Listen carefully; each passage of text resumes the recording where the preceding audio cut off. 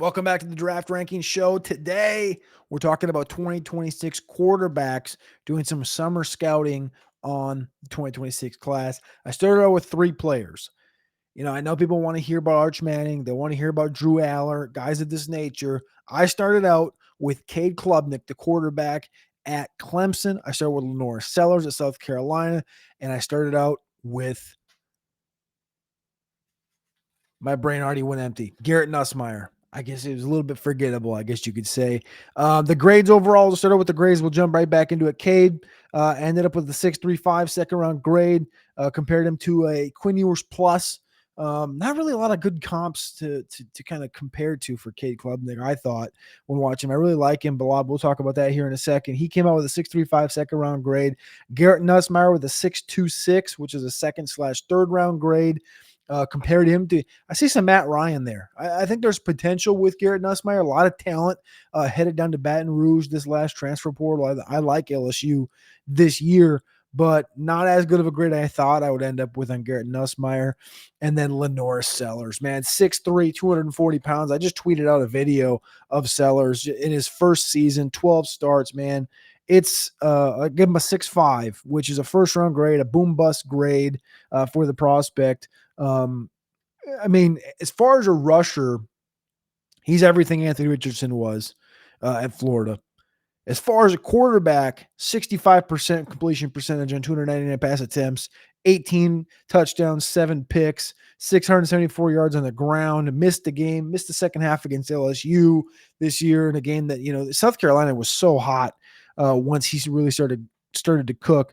Anthony Richardson legs with some Dwayne Haskins / Deshaun Kaiser passing. And he's got one more year of college. So I really think that can grow and marinate. And to be honest with you, when you think of those combinations, even think about as far as the raw extent, it's like Blaine Gabbert, right? To the rawest of extent. He was a first round pick, top 10 pick. And I'm not going to do it because I don't know Sellers good enough to say his mentals are in this place. And I could talk about his game broken down, but man, if there was ever a guy that you could see if he played 2 more years in college, so I'll just jump right into the conversation here with LaNorris Sellers. He's 20 years old right now. He turns 20 actually in a couple of weeks at the end of June. So this is his age 20 season. He'll enter the draft if he does this next year, age 20. He'll be like 20.7 at the draft next year. Could go back and play another year at South Carolina, which I sort of think I would love. I think at that point, if he could get this year in, so call it 15 games, he gets to 27 starts after this year. It's a good place to be. You hit that 25 to 30 threshold. It's a good place to be.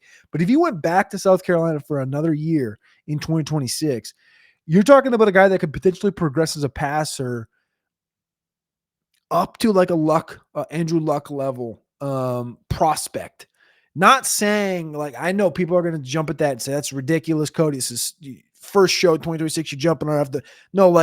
As far as rushing goes, you got to remember Andrew Luck from an overall perspective. Andrew Luck was 6'4", 234 pounds, ran a 4.59.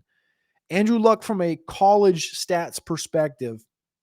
If we go back here, rushing. So passing, he had 32 touchdowns, 8 picks, 37 touchdowns, 10 picks, 70%, 71% completions.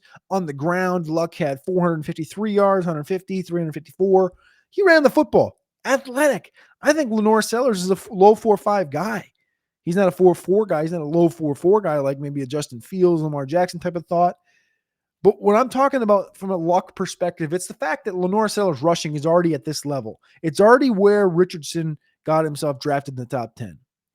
The quarterbacking part, the 65% completion percentage part, the fact that when you watch LaNorris Sellers, I think he's patient. I think he's poised. He allows planned screens and wheels to kind of get open. I think he's accurate off platform. He's a guy that his evasion is maybe his elite trait. His evasion in the pocket and his awareness of his surroundings when a a free blitzer is coming off the edge, or a defensive tackle is just about to get off of a block and disrupt, he can spin out. He doesn't go down on the first contact in the backfield. His evasion's nuts.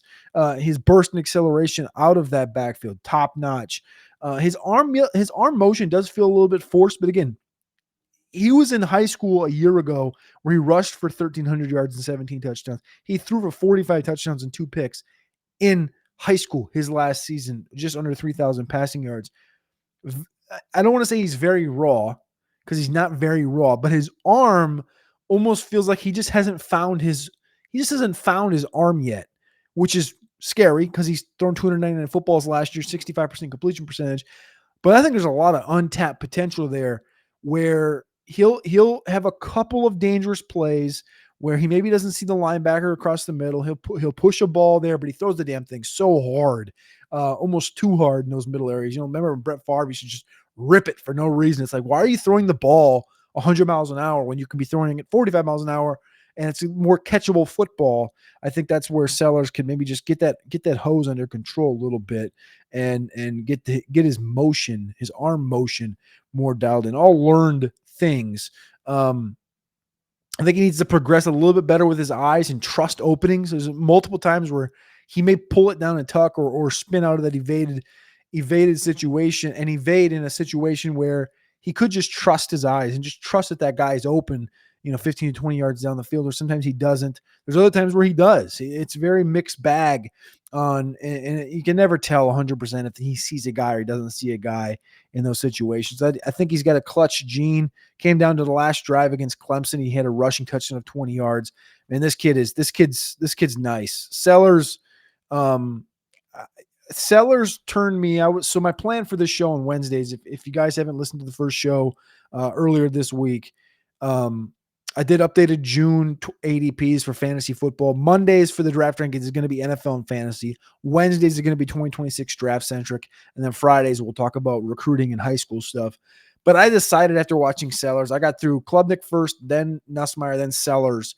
And I just said, you know what? I'm just going to do straight quarterback. I'm going to do all quarterbacks for the next week. So the next Wednesday we'll come back and talk about quarterbacks again. I'm planning to go to running back next week, but I want to watch Aller. I'll probably watch some Arch, talk about some Arch next week. I really wanted to get to the bottom of my view on these quarterbacks going into the season rather than just look at a couple of them and then just moving on. So I want to look at all these guys over the course of the next week. Let me talk about Cade Klubnik here for just a second. Klubnik, man, this kid's a winner. You talk about just a winner. 3-time All-ACC academic, marketing major. He's the first quarterback in Texas high school football to win back-to-back state championships with undefeated teams since Kyler Murray. Of course, Kyler's viewed right now as like one of the greatest quarterbacks in Texas football history.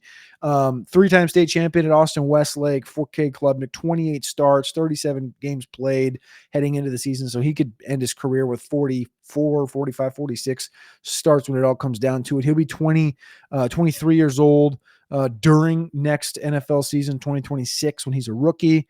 2-time ACC title game MVP, probably wins a third one this next year. Completion percentage around 63% each the last 2 years. Improved a lot from the touchdown perspective. The problem I saw with Cade was really my one big nitpick was just first reads. A lot of first reads. I watched the South Carolina game in focus. Tons of first read concepts against South Carolina. Missed a few good plays while targeting pre-planned great plays that are tougher and low percentage. I saw him force the football a lot more downfield, something that LaNorris Sellers didn't do. LaNorris Sellers kind of took what was given to him. He would try a ball 18, 25 yards downfield on a corner post, something like this. But he was much more apt to take those things that are, between 5 and 10. Cade was much more, hey, man, this thing's pre-planned. I'm going to push this thing 30 yards downfield. He's got the studs to do it. But Brian Wesco, TJ Moore, studs. Antonio Williams is a stud. But I don't think he's going to want to take those low percentage throws to the next level. It doesn't seem like Klubnik has much freedom at the line of scrimmage, I thought. If a play's defended well at the line of scrimmage at the jump, his first read's taken away. He will just check it down, which is good, but it seems like he doesn't really have much autonomy at the line of scrimmage to adjust to a run or adjust to play, switch sides, et cetera, that maybe you see from I don't know. I mean, it's just I just got done like listening to Gunnar Rivers, a high school kid, talk about having autonomy at the line of scrimmage, and I know his dad is Philip Rivers, but you think of like these different guys that even in college, I know it's not normal, but I think Klubnik is a guy that I would expect a little bit more autonomy there for. Quick snap release, good strength in the arm. I think he needs to work on that to meet the NFL requisite powers. Good ball. Fair number of sacks last year. He was sacked 25 times with his 20th out of 50 qualifiers. I think overall, Cade's professional in nature, really good quarterback. I think he could use some seasoning this year, which I think another year under Garrett Riley, a third season under Garrett Riley at Clemson, with just, again, continuing to grow his weaponry is only going to help him. Again, I told you guys the comp was Quinn Ewers plus, which is what it is. I know people are going to hate that, but healthy Quinn Ewers is good. And plus, I think it's a guy that could be competing for the Heisman and can win a national championship. Garrett Nussmeier, just to keep it short, his dad, Doug Nussmeier, played for the New Orleans Saints, was drafted there, played a couple of years. He's a quarterback coach, most recently with the Chargers. Last year had 525 pass attempts, 64% completions, just 96 yards on the ground. Grew up in Louisiana, played at Flower Mound, Marcus High School in Flower Mound, Texas. 14 starts, all mostly coming last year. Tons of early game against Florida. A lot of bubbles, a lot of quick game, a lot of close to the line of scrimmage work. Had some, I mean, Aaron Anderson looks, he's a guy that I wrote down his name. He looked really good. He's back at LSU this year, as well as a couple of other, Barry and Brown and Nick Anderson are going to join the Tigers this year. Nuss has good release speed. His power comes off as unnatural at times, kind of similar to like what I was talking about with LaNorris Sellers a minute ago. It's unnatural. I think it could just advance, just get a rein in on that arm. I think it's a really strong arm, but he just has to rein it in. And instead of throwing some 90-mile-an-hour heaters, just tone it back a little bit. Stands in the pocket to deliver with defense approaching. Does well sticking in there. That's another thing that LaNorris does really well. Short crossing routes where he's rolling out dump offs. They can be behind him. That's the one thing that like consistently I found with not Sellers, Nussmeier, was some of the stuff off the move was it's good release, good intentions, not always accurate. A lot of stuff behind players, stuff to the near side of the field. I thought, 15 yards, the out route near side, excellent. The far side, when you're more, instead of closing off, you're opening up, you're throwing to the outside. Not so much. Not struggle with accuracy, kind of leaves it low a little bit. Could kind of tone that thing up a little bit. Not really a zero on the ground. He can escape, but man, creating is not going to be something that you're going to get from Nussmeier. Processes through routes, but lacks aggression in most situations. I think he's just opening up, getting more weaponry is going to be something that can continue to help him. I know there were some injuries down there at LSU in the wide receiver room as well. Compared to the Matt Ryan, I think he's just a good NFL quarterback in nature. Second, third round grade, 6.26. I like Nuss. I don't want it to come off like I don't like him. I just think that there's some things he can work on, whether it's reining in that arm on the shallow stuff, not always forcing it down, but taking what's there, and trusting yourself is something I think Nussmeier will definitely grow into. But he did have one I wrote down here. 7:45 left in the second quarter. It's 3rd-and-9. He's down 7-0 against Florida, and he threw an absolute strike for 6. Like, he just stood in the pocket, took a hit, and delivered the football. All three of these quarterbacks really good, but man, there's a clear line to be drawn underneath the name of LaNorris Sellers before you get down to Cade Klubnik, and I love that guy. So I'm going to keep watching Drew Aller this week, Arch Manning. I'll delve into a couple of maybe Mateer, maybe Sham Levette. But this is the Draft Ranking Show. A little bit longer today. We'll keep tapping in here. We'll be back on Friday with more recruiting and high school stuff. We'll be back next week with more from the quarterbacks. Appreciate y'all. Love y'all. Click that like button. Click subscribe. And let's keep on chugging.